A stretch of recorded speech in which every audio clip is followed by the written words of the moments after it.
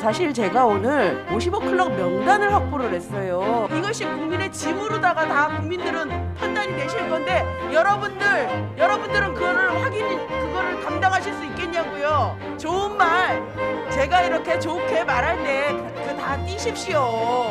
여당에서 뭐가 무서운 게 그렇게 많아서 그냥 당당하게 합시다. 여당에서도 붙이세요. 미안하지만은 간사님이 떼라고 해도 저는 못 되겠습니다. 안 되지. 안 된다.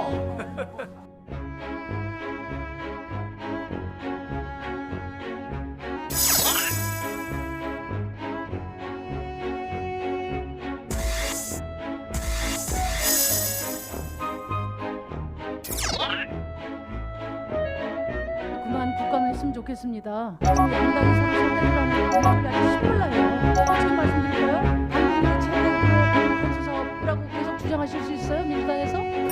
또 이쪽에 국민의힘에서 그 토건 세력, 그 불로소득, 그 특혜 비리 자유롭습니까? 자, 그런 것들은 제가 생각할 때는 오늘 국회의원이 주어진 권한을 가지고 다퉈보세요. 국감을 통해서. 그게 국감 아닙니까?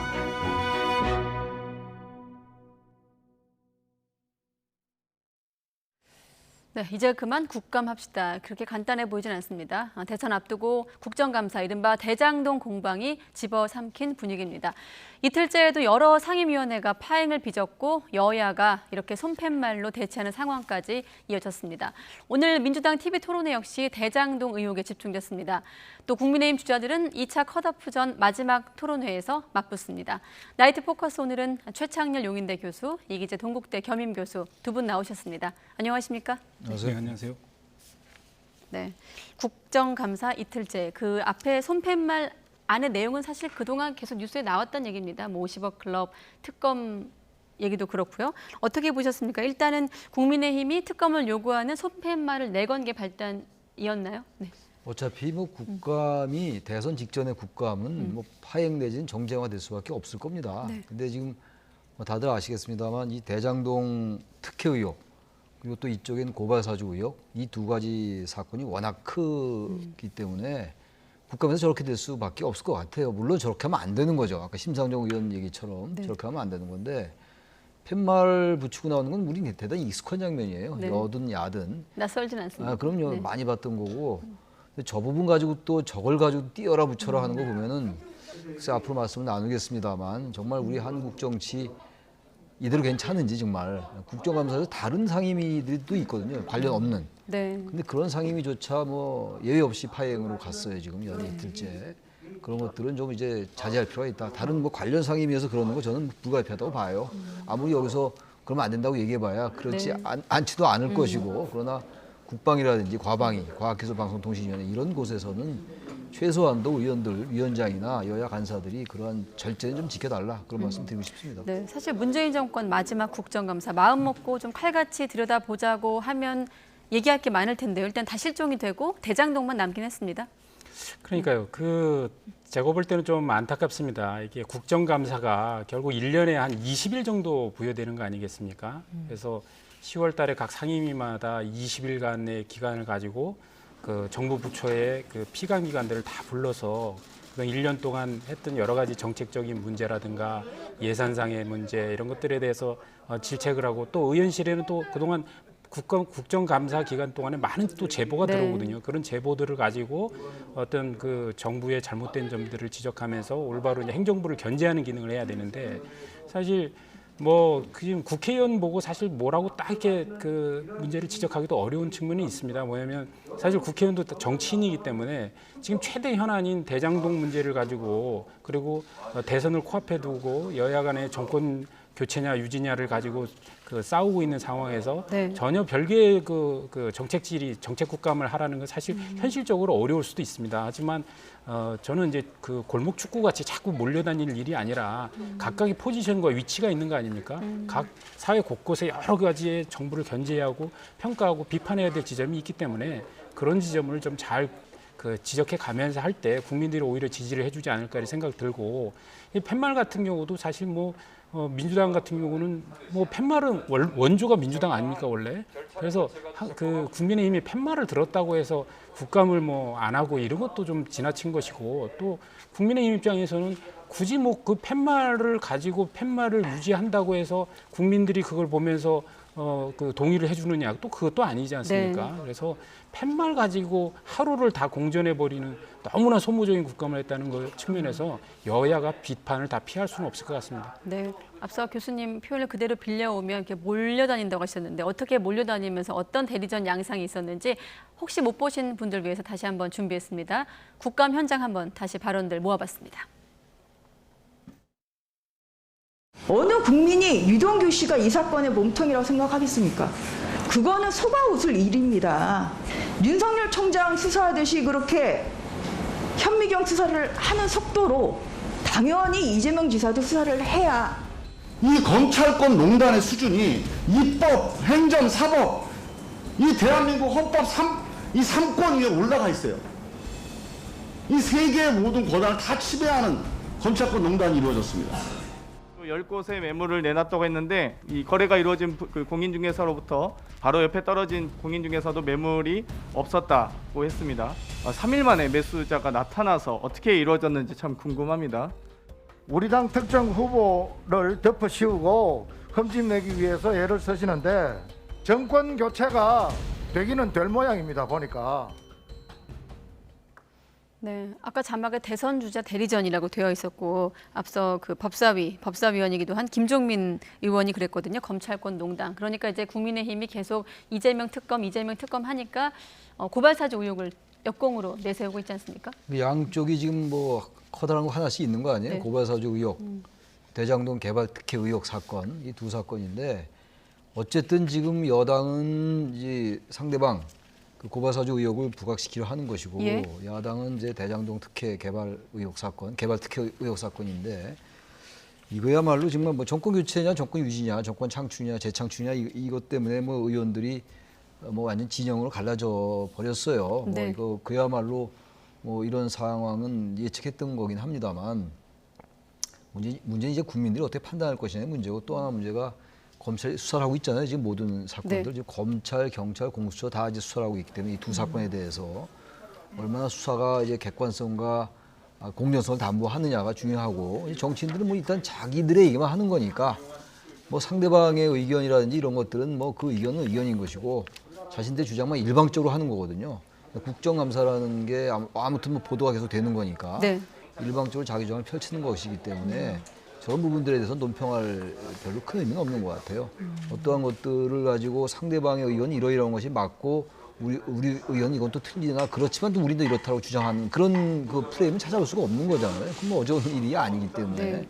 새삼 얘기할 것도 아니고, 아무튼 그러나 조금 정치권이 자제할 필요가 있다고 생각해요. 수사가 들어갔고 뭐 특검 논쟁은 계속 될 겁니다만 정치의 계절에 정치가 배제될 수가 없겠죠. 그럼에도 불구하고 정치가 계속 저렇게 나서니까 유권자들은 대단히 혼란스러워요. 어느 쪽의 의견이 맞는 것인지 결국 수사가 얘기해 준다 하더라도 뭐 최종은 법원의 판단이겠습니다만 저렇게 정치인들이 자신들의 진영만 얘기하니까 유권자들은 혼란스럽고 선거는 왜곡되고 민의는 교란될 수밖에 없다고 생각합니다. 네.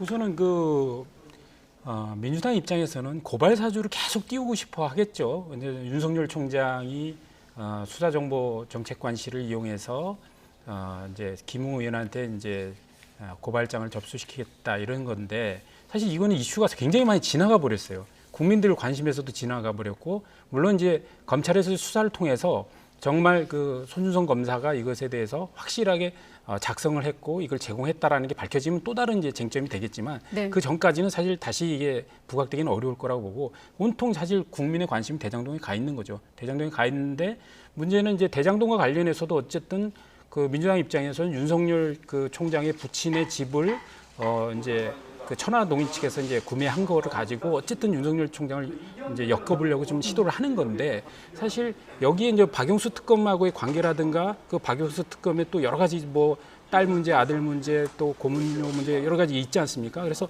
이런 문제가 사실은 부각은 되고 다뤄질 것입니다. 그런데 문제는 이것은 이익 실현의 어떻게 보면 분배 과정에서 나오는 문제이기 때문에 저는 이것은 박용수 특검뿐만 아니라 지금 뭐 50억 클럽이라고 하면서 여러 가지 명단이 돌고 있는데 네. 뭐 50명 명단이 돌고 있다는 얘기도 하기 때문에 이 엄청나게 많은 숫자가 나중에 이제 나올 거라고 봅니다. 근데 문제는 지금 이익을 어떤 뭐 보험을 들거나 이익 실현을 뭐 나눠주거나 이런 거의 문제가 아니라 지금 현재의 쟁점은 결국은 이것을 왜 이런 문제가 탄생했는지 도대체 어떻게 대한민국에 수많은 개발 사업이 있는데 이런 대장동 같은 민간에 엄청난 특혜를 주는 사업이 탄생했는지에 대해서 이제 관심을 모으고 가고 있고 네. 그 핵심으로 이제 유동규 본부장이 등장했기 때문에 이제 다른 쟁점을 갖고 얘기하기보다는 그 문제를 민주당도 정확하게 지적하면서 국민들 앞에 이야기해야 되지 않겠냐 생각합니다. 네, 알겠습니다. 자, 그럼 이번에는 이제 검찰 수사 내용을 바탕으로 민주당 경선에 또 어떤 영향을 미치는지 한번 짚어보도록 하겠습니다. 앞서 보신 대로 이제 국회 같은 경우는 이제 국감이 한창이지만 국감은 실종하고 대장동 의혹만 남아 있는 상황이고 검찰 수사 같은 경우는 이제 핵심 인물이 구속이 됐고 이제 이를테면 윗선의 어떤 개입 여부를 규명하는 절차로 가고 있다까지 검찰에선 기사가 나오고 있습니다. 자, 어떻습니까? 지금까지 상황. 과 관련해서 아무래도 이제 이재명 지사가 거론되고 있는 상황이기 때문에 어떻게 보고 계십니까? 유동규 성남도시개발공사 전 기획본부장, 뭐 이제 경기관광공사 사장도 했었습니다만 네. 유동규가 이제 구속이 됐잖아요. 구속된 혐의는 일단 검찰이 공소장에 적시한 거는 뇌물죄와 배임죄예요. 네. 그리고 이제 영장을 발부할 때는 증거인멸과 도주염려가 있다. 이렇게 얘기를 했단 말이죠.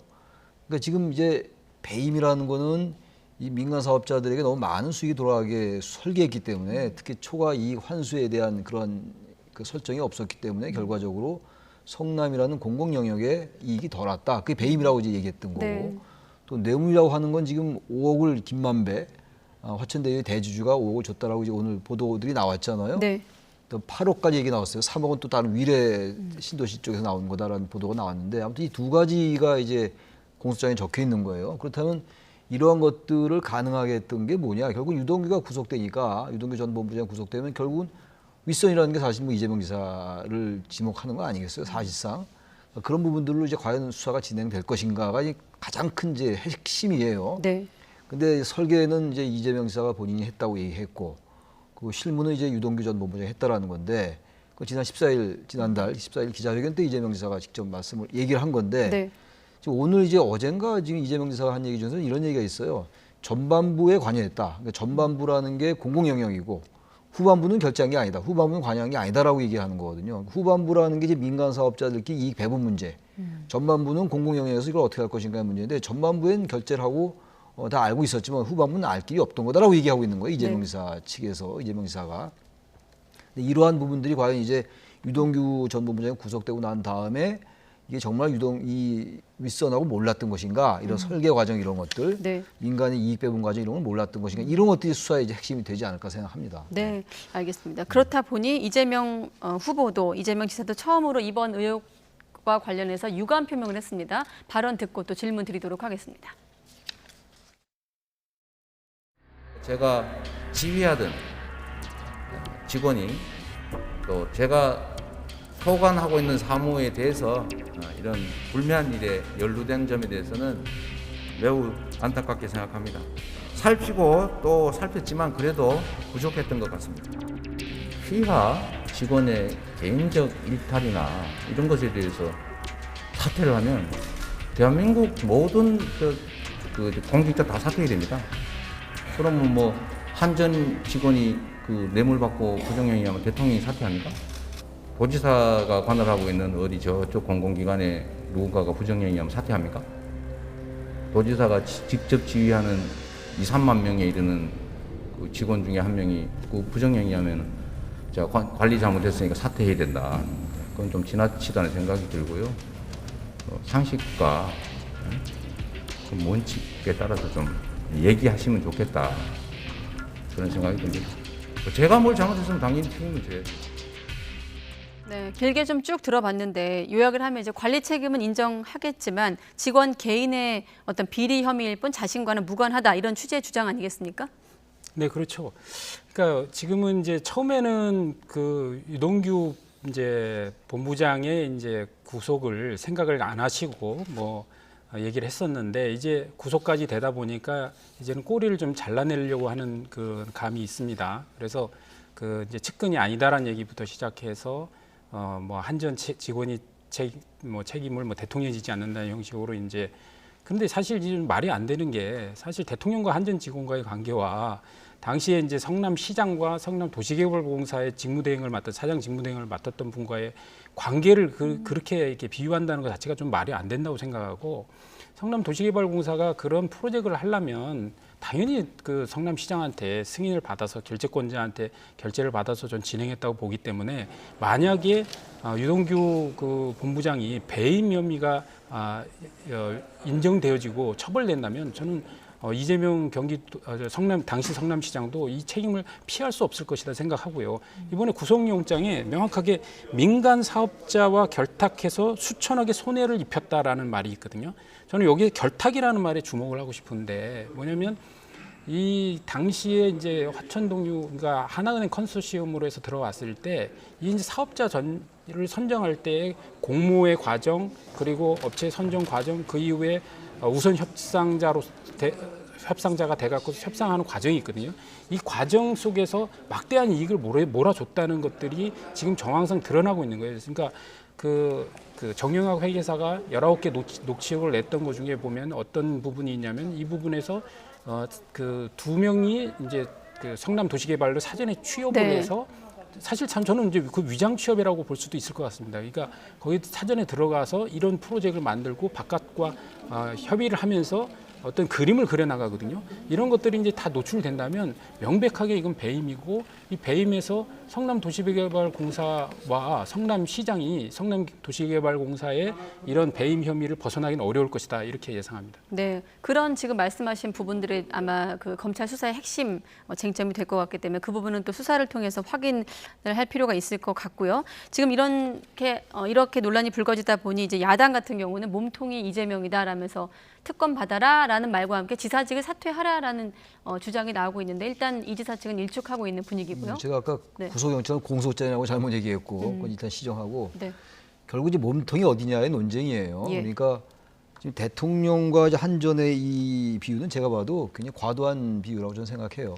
그러니까 지금 얘기하는 거는 지금 이 과하게 민간에게 수익이 많이 돌아갔다라는 이 측면, 물론 이제 부동산 가격이 폭등하고 이런 요인이 있다 하더라도 네. 이런 부분들에 대해서 이재명 지사가 몰랐겠느냐 이런 게 핵심이거든요. 그러니까 결재를 했기 때문에 결재를 어디까지 했는가, 어디까지 알고 있었는가 이런 것들이 핵심인데 대통령과 이 한전 이 관계는 개인이 예를 들어서 잘못한 일이 있다, 사적으로도 그렇고 여러 가지 부정행위라는 게 있을 거 아니에요.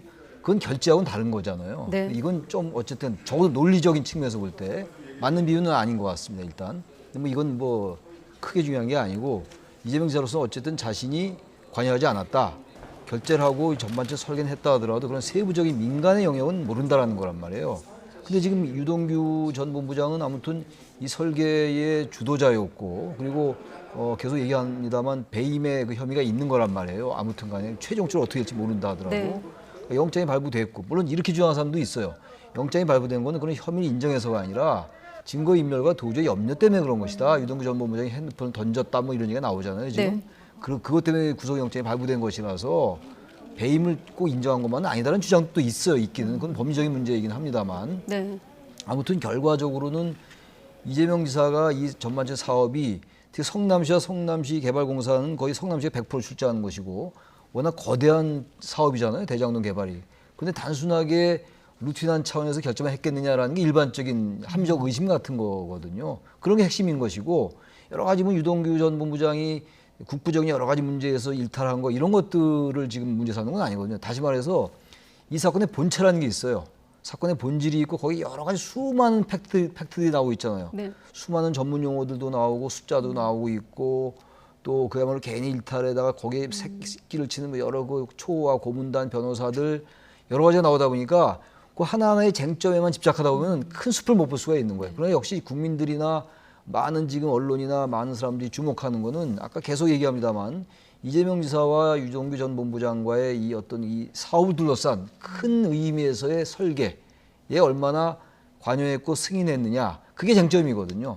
그게 큰 틀의 쟁점인데 이제 그거보다 더 자세한 미세한 쟁점들이 많이 이제 등장하면서 굉장히 혼란스럽게 엉켜 있다. 그렇게 생각을 합니다. 네, 두 분 다 어떤 이 사안을 바라보는 핵심 쟁점에 대한 생각은 같으신 네. 것 같네요. 단지 자, 그것을 단정하기는 어렵다. 네. 지금 몸통이다라고 야당이 주장하고 있고 야당의 주장인 것이고 그것을 단정하기엔 전혀 근거나 단서 나오지 않았다는 말씀 드립니다. 제가. 네, 확인해 가는 과정의 네, 어떤 과정이다. 핵심 대목을 말씀하시는 거고, 자 말씀하신 대로 이제 윤동규 전 사장 대행이 구속이 되자 야당은 당연히 이제 특검 요구를 하면서 총 공세 나서고 있고, 민주당은 지금 경선 막바지이기 때문에 특히나 이제 2위 주자 후발 주자인 이낙연 후보 측 공세가 거세지고 있습니다. 어떻습니까? 이제 거의 다 왔거든요. 민주당 경선 같은 경우는.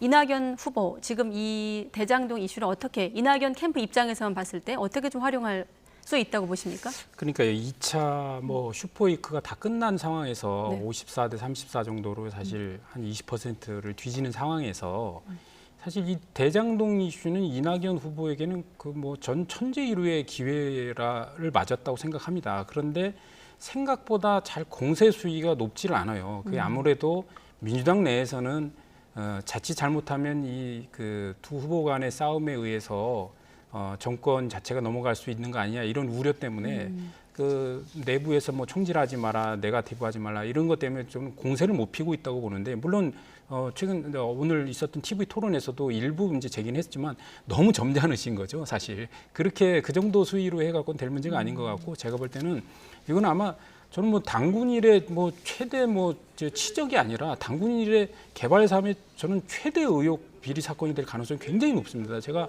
그 알고 있는 뭐 예를 들어 개발 시행하시는 분들한테 여러 가지 자문을 좀 구해봐도 이런 사업 모델이 없다는 거예요. 개발 시행하시는 분들도 처음 보는 사업 모델이라는 거고, 네. 이 어마어마한 이 민간이 이거에 이 설계에 의해서 수익을 창출한 거기 때문에 이거는 철저하게 진상을 파야 된다. 그리고 이것들이 유사한 이거와 유사한 또 저 프로젝트들이 또 나오기 시작하고 있어요. 그래서 이게 단순하게 우리 사회가 이게 단순하게 뭐 어떤 대선 때문에 어떤 공세를 핀다는 게 아니라 사회를 한 단계 또 사회를 더 깨끗하게 만들어 나가고, 정말 이 그 건설 쪽에, 그러니까 도시 계획 쪽에서 이 어떤 비리라든가 이거를 말끔히 청소하는 계기로 삼아야 될 것이고, 네. 저는 이낙연 후보가 이런 어떤 우리 사회에 대한 어떤 대국적인 관점에서 이런 부분을 지적하면 단순하게 후보의 정쟁의 문제가 아니라 우리 사회를 좀 더 공정하고 좀 더 상식이 통하는 사회로 만들어가는 거라고 좀 더 맹렬하게 좀 나서야 되지 않겠나 이렇게 생각을 합니다. 네, 자 일단 민주당 같은 경우 9일에 경기, 10일에 이제 서울 두 곳 지역 순회 경선을 남겨놓고 있는 상황인데, 지금 주 초반이거든요. 며칠 안 남은 상황이고, 물론 검찰의 수사 내용을 좀 봐야 되겠습니다만은 남은 기간 동안 좀 크게 변수로 작용을 할까요? 사실 지금까지에서는 크게 영향을 못 미쳤다고. 남은 기간이래야 하는 며칠 안 적이고요. 남았잖아요. 네. 오늘 화요일이고 이제 토요일이 일요일인데 거의 다 왔잖아요. 다들 언론이 뭐 8분 응선 뭐 이런 얘기 하잖아요. 네. 그리고 다들 지적하는 겁니다만 이 대장동 특혜 의혹 사건 터지고 난 다음에 이재명 지사의 지지율이 더 올라갔어요. 그리고 당내 당원들, 권리당원도 좀 마찬가지라고 보는데 대의원도 그렇고 권리당원 포함해서 선거인단 포함 지지율이 더 높아졌잖아요. 그리고 지금 남은 게 서울, 경기거든요. 경기도는 당연히 이재명 지사가 지금 현재 도지사로 있는 것이고, 그러니까 지금 진행돼 왔던 지역보다 훨씬 더 불리해요, 이낙연 후보에게는. 그러니까 더 50% 계속 넘었으니까 지금까지. 네. 게다가 지금 이제 말씀하신 것처럼 우리 이 교수 말씀처럼 기본적으로 이낙연 후보가 지금 좀 애매해요, 태도가. 점잖은 건 좋은데 물론 이제 당의 원팀 정치 이런 것 때문에 그렇긴 해요. 그리고 이제 경선 이후에 여러 가지 고려하는 거예요. 왜냐면 또 네거티브에 대한 비판도 받았던 네거티브 사실이기 비판도 받았고 때문에. 이런 예. 것들을 많이 이제 의식하는 거긴 한데, 근데 비판을 확실하게 하든가 아니면 그냥 깔끔하게 접든가 이래야지 애매하잖아요, 굉장히. 그러면 유권자들도 헷갈리고 당원들도 헷갈려요. 뭐 많은 신모 원료가 지금 이낙연 후보에게 있는 것 같은데 무슨 말을 하려 하는 건지 알겠어요, 저도. 근데 말을 확실하게 하든가 이래야 되는데 너무 애들러서 계속 얘기하니까 저는 그래서 결론적으로 그 질문에 대한 답변이 될지 모르겠는데요. 대세의 지장은 전혀 없을 것이고 아마 지지율은 더 높아질 가능성이 높아요. 지금 일각에서 뭐 그 당시 문재인 후보가 봤던 57% 얘기까지 나오더라고요. 지금 이제 전반적인 이제 최종 네. 경선의 이제 득표율을 얘기하는 건데, 이낙연 후보를 제가 비판한다는 게 아니라 확실하게 자기의 쟁점과 논점을 가지고 얘기를 하면은 질 때 지더라도 뭔가 이제 명분이 있을 텐데 말씀하는 게 영 얘기하는 게 좀 애매하다는 표현, 그 느낌을 지울 수가 없어요. 네. 정확하게 쟁점을 짚어주는가 이래야 되는데 그런 아쉬움이 좀 없지 않다는 네. 말씀드립니다. 자, 국민의힘 넘어가기 전에 청와대 반응까지만 짧게 여쭤보면 지금 이번 의혹 불거지고 청와대 공식 입장 아마 처음이 아닌가 싶은데 대장동 의혹에 대해서 엄중하게 생각하고 있고 지켜보고 있다라는 입장은 어떻게 해석할 수 있을까? 이 사안을 청와대는 지금 어떻게 바라보고 있을까요? 그러니까 청와대는 지금 민주당 내 경선의 흐름에 청와대가 관여하는 것이 부적절하다는 시각을 갖고 있는 것 같아요. 네. 그거는 저는 맞다고 봅니다. 그래서 청와대가 지금 당내 경선에 어떤 입장을 취했을 때는 여러 가지 그 파장을 일으킬 수 있죠. 근데 문제는 이거는 당내 경선의 문제가 아니라 전 국민의 관심 사항이라는 거죠. 네. 그렇기 때문에 대통령은 이 문제에 대해서 정확한 입장을 표명해 가야 된다고 보고요. 근데 아직 뭐 수사가 진행 중인 것이기 때문에 이거에 대해서 뭐 옳고 그름의 문제가 아니라 당연히 대통령으로서 이거에 검찰이 이거에 대해서 확실한 수사를 하고 국민들의 의혹을 한 점 의혹도 남김없이 풀 수 있도록 조치하라라고 지시를 하는 것이 저는 정당하다고 생각하고. 네. 근데 오늘 이제 처음으로 이제 엄중하게 뭐 보고 있다 이런 정도인데 좀 더 강력한 메시지가 나와야 된다고 생각합니다. 네. 1997년도 14대 대선인가요? 15대 대선 그때 DJ 비자금 문제를 YS가 지시를 했어요. 그때 당시 대통령이 이제 김영삼 대통령이었는데 예. 97년도인가요, 그게? 근데 그런 자꾸만 정치적 고려가 있으면 안 된다고 저는 생각해요. 대선이기 때문에 정치가 개입하면 안 되지만 어떤 그 국민적인 관심사에 있어가지고 청와대가 너무 남의 일처럼 보는 건 맞지 않는 것 같아요. 그러면서 원론적인 얘기가 될지 모르겠습니다만 청와대가 엄중하게 지켜보고 있다라는 게 또 그렇게 해명도 했더라고요. 꼭 무슨 그런 수사에 대한 게 아니라 이 부동산 관련 문제이기 때문에 원론적인 얘기였다고 또 해명을 했는데 그거야말로 이제 민주당이 경선을 너무 의식하지 말고 이런 엄청난 국민적 관심사에 대해서 청와대가 한마디 말하는 게 맞다고 생각합니다. 기본적으로. 네, 알겠습니다. 자, 국민의힘도 컷오프, 2차 컷오프를 앞두고 있죠. 자, 이런 와중에 윤석열 후보의 또 이번엔 위장당원 발언이 당 안팎에서 문매를 맞고 있습니다. 어떤 발언이 있었는지 먼저 들어보도록 하겠습니다. 이 기득권을 연장하려고 하는 이 부패 세력은 우리 당의 경선에도 영향을 미치기 위해서 당원 가입을 한다는 얘기들이 지금 많이 있지 않습니까? 여러분 들으셨죠? 수단과 방법을 가리지 않습니다. 우리 당 내부에서조차 거기에 편승해서 내부 총질하는 사람들이 꽤 있습니다. 위장당원이라고 하는 것은 경선에는 투표권 행사를 하지만 본선에서는 국민의힘 후보에게 투표하지 않을 그럴 민주당 지지자들을 말하는 것이고 그런 분들이 우리 당의 당원으로 많이 가입했다는 얘기들이 많이 있습니다. 그러니까 이제 그 국민의힘 경선 과정에서 우리가 많이 언급했던 이를테면 역선택 그 얘기를 하고 있는 건데 앞서 보셨다시피 내부 총질 상당히 손까지 올리면서 거칠게 해명하고 있습니다. 강변하고 있습니다. 위장당원 얘기는 조금 더 신중하게 얘기했었어야 될 것 같아요. 위장당원이라고 단정할 만한 아무런 근거가 없잖아요.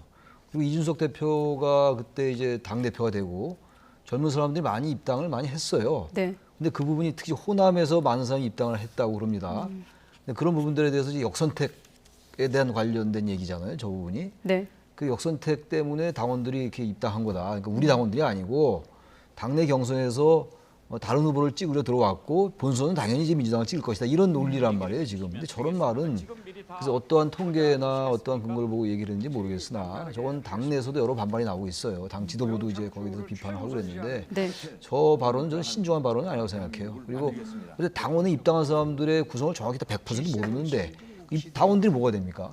그래서 저러한 발언들이 신중하지 못했다는 생각이 들고 저런 발언들은 아마 중도층 유권자들이 썩 그렇게 설득력 있게 들리지는 않을 것 같아요. 네. 당내 오히려 갈등만 야기하는 측면이 있다고 생각합니다. 네, 갈등만 야기한 측면이 있다. 당장 대선 주자들 사이에서도 홍준표 의원 같은 경우는 당원을 모독하는 것이고 유승민 전 의원은 앞서 자막에도 있었습니다만은 그대로 전하겠습니다. 1일 1망원으로 조롱거리가 되고 있다라고 공격하고 있습니다. 네. 우선은 윤석열 후보가 아직 당이라는 걸 잘 모르는 것 같아요. 그러니까 당을 모르니까 당원을 모르겠죠. 그러니까 이 당원이 아주 전통적으로 뭐 몇십 년 동안 책임당원으로 당비를 내는 당원이 있고 또 선거 때만 일시적으로 당에 가입하는 분들이 굉장히 많습니다. 예를 들어서 이준석 당대표가 뽑았던 전당대회 때 한 우리 그 국민의힘의 이제 책임 당원들이 제 기억으로는 27만 명 정도 됐는데 지금 한 4개월 사이에 지금 한 26만 명이 늘어났다는 거예요. 그래서 54만 명 되다 보니까 이렇게 갑자기 늘어난 이유가 뭐냐 이렇게 얘기를 하는 건데 실제로 역대 선거를 다 짚어보면 다 선거 시간이 이렇게 늘어납니다. 그리고 선거가 끝나면 또 빠져요. 왜 그러냐면 네. 선거에 출마하는 후보들이 당원 모집을 통해서 경선의 후보가 되는 노력을 하는 거거든요. 특히 이번은 대선뿐만 아니라 바로 지방선거가 6월 달에 있습니다. 그래서 각 지역에서는 시구의원 출마자들이 당원들을 대거 모집하고 있거든요. 그 당원들을 시구의원 출마자들이 모집할 때는 대부분 자기의 친소관계로 이렇게 사람을 모읍니다. 당원들을. 그렇기 때문에 거기에 그 아주 전통적인 보수적인 생각을 갖고 있는 분도 있을 것이고 또 개혁적인 생각을 갖고 있는 분도 있고 심지어 민주당 당원들도 막 이중적으로 가입하는 경우도 왕왕이 있기 때문에 정당이라는 게 그렇게 딱 이렇게 뭐 이렇게 순결적인 어떤 이렇게 자기 정체성을 갖고 있다고 오해하시면 안 되는 거죠. 결국 당이라는 거는 아주 복잡한 가운데 여러 사람들이 무리지어서 공통된 방향으로 몰고 가는 측면이 있기 때문에 저는 윤석열 후보가 정당의 구조나 당원들의 구성 이런 것들에 대한 이해가 부족하기 때문에 오히려 이런 당원이 갑자기 늘어난 거에 대해서 주변에서 혹시 뭐 이거 위장당원 아니야 이런 얘기를 갖고 이게 그냥 단편적으로 지적하는 거 아닌가 이런 생각이 듭니다.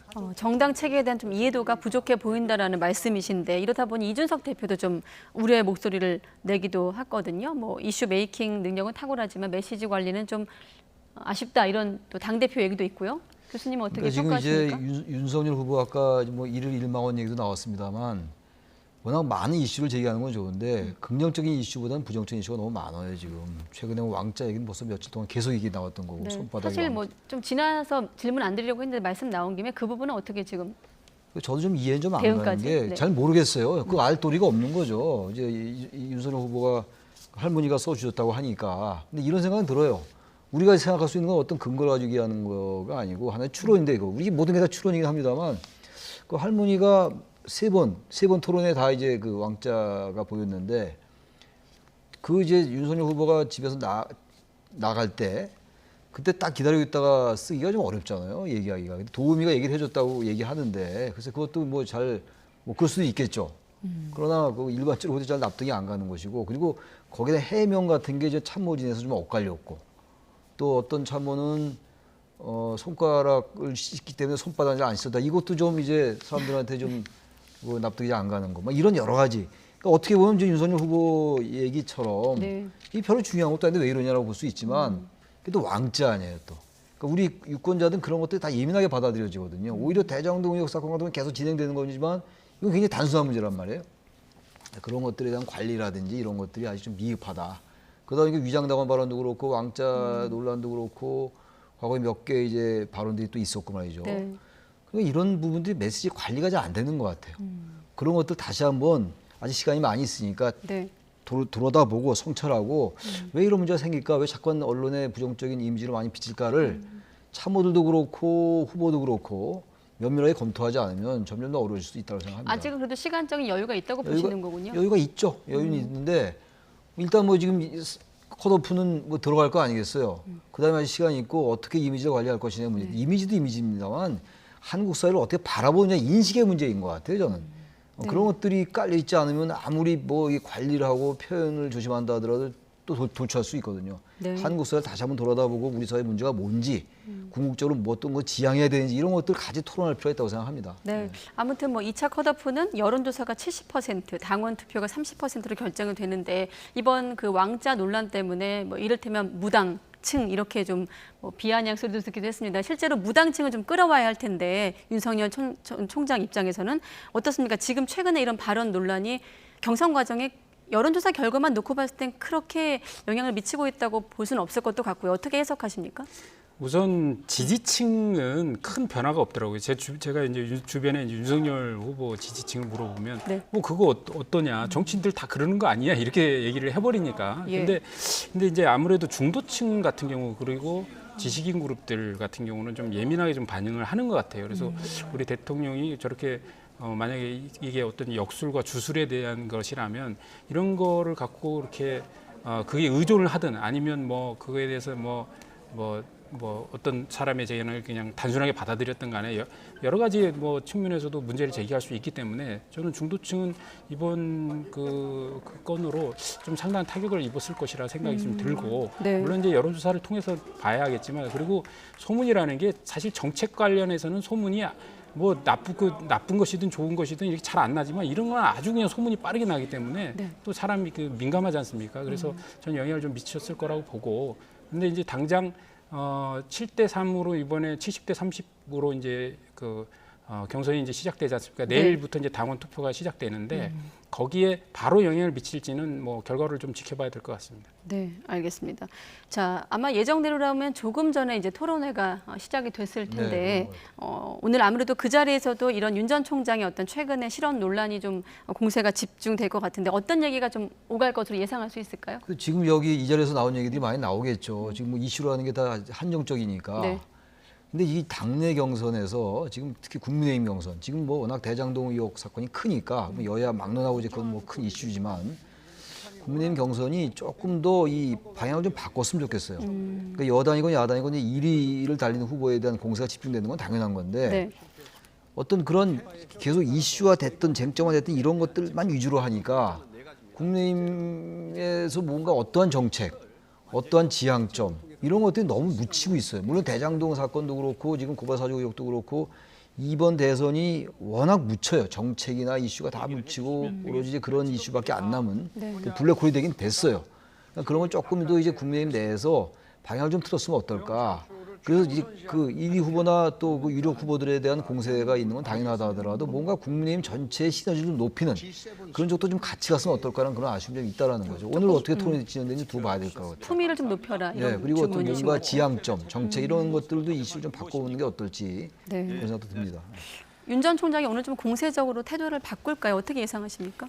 그 왕자를 그리고 나서 공세적으로 바뀌셨었잖아요. 지난 토론 때. 그래서 오늘은 왕자를 안 그리고 나오실 때도 어떨지 모르겠는데 계속 공세는 높여가시는 것 같아요. 왜냐하면 지지율이 이제 홍준표 2위 후보가 워낙 따라붙었기 때문에 지난 그 토론부터는 상당히 그 홍준표 후보도 거칠게 이제 그 반격을 하는 걸 볼 수 있었거든요. 네. 오늘 이제 경제 분야 토론이었을 텐데 아무래도 뭐 소득주도 성장 문제라든가 노동 정책, 그다음 부동산 정책 등등이 많이 나올 겁니다. 그거 관련해서 문재인 정부에 대한 강한 비판 그리고 홍준표 후보나 유승민 후보에 대한 어떤 견제 이런 것도 취하지 않을까 이렇게 생각합니다. 자. 시간 거의 다 됐는데 끝으로 한 가지만 더 여쭤보겠습니다. 아무래도 민주당 같은 경우는 이제 구도가 조금 드러나고 있는 상황인데 경선이 국민의힘은 아직도 조금 오리무중이라고 할 수도 있을 것 같습니다. 그래도 일단 2강 1중 정도는 요약을 할 수 있을 것 같은데 그렇다 보니 이제 4위에 누가 들어갈 것인가도 관건 아니겠습니까? 네, 이게 왜 또 관건이 될까요? 지금 이제 1, 2위 후보는 대개 이제 2강 1중이라고 말씀하셨잖아요. 네. 그러니까 대체 윤석열, 홍준표, 뭐 유승민 이 정도 얘기하는 것 같아요. 그래서 나머지 하면 하태경, 원희룡 뭐 나머지 몇 분이 계신단 말이에요. 네. 지금 8분 중이니까. 근데 말하자면 이제 지금 4위 후보는 좀 중도 개혁적인 성향의 후보들이 많이 지금 이제 후보로 거론되고 있어요. 그야말로 4위 후보가 누가 될 거냐. 네. 그러니까 그런 앞으로 이제 국민의힘을 지지하는 유권자들이라든지 국민의힘이 앞으로 어떤 방향으로 나아가야 된다는 그런 하나의 지표가 될 수 있을 것 같아요. 4위 후보가 누가 되냐에 따라서. 네. 지금 원희룡, 뭐 하태경 의원도 그렇고 이런 분들 최재형 후보는 좀 늦게 입당하긴 했습니다만 이런 분들 어쨌든 다 개혁적인 성향이 좀 있는 후보들이란 말이에요. 보수 진영에서. 그리고 또 바른정당에 갔다가 온 분들이기 때문에 유승민 후보도 마찬가지긴 합니다만 네. 3위로 얘기가 되고 있는데 3위 예상이 되고 있는 거죠. 그것도 바뀔 수도 있지만 그런 점에서 이제 관심이 있다. 관전 포인트라고 생각합니다. 경선의 성격도 좀 흐름을 좀 바꿀 수도 있다. 4위 그러니까 자리가. 지금 8명은 너무 많지 않습니까? 그래서 토론을 해도 사실 변변 빌력이 없어요. 근데 이게 만약에 4명으로 압축되면 상당히 그 긴장감 있게 진행될 텐데 그래서 마지막 그 4번째 자리를 누가 앉을 것인가에 따라서 경선의 양상이 많이 변할 수 있습니다. 그래서 그런 측면에서 볼 때 우리 당원들 그러니까 국민의힘 당원들한테 물어보니까 어쨌든 4명이 주자가 섰을 때 좀 그 토론이 좀 품격이 있었으면 좋겠다. 그리고 마지막 4위 주자는 그 당의 미래 전체를 볼 때 좀 키울 만한 사람이 좀 들어갔으면 좋겠다. 이런 생각을 또 갖고 있더라고요. 그런 측면에서 볼 때는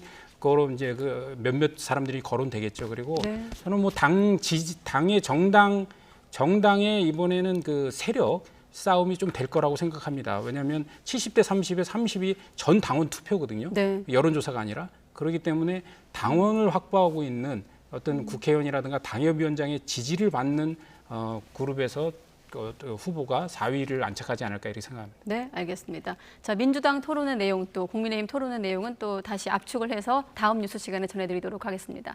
최창렬 용인대 교수, 이기재 동국대 교수 두 분과 함께했습니다. 고맙습니다. 예.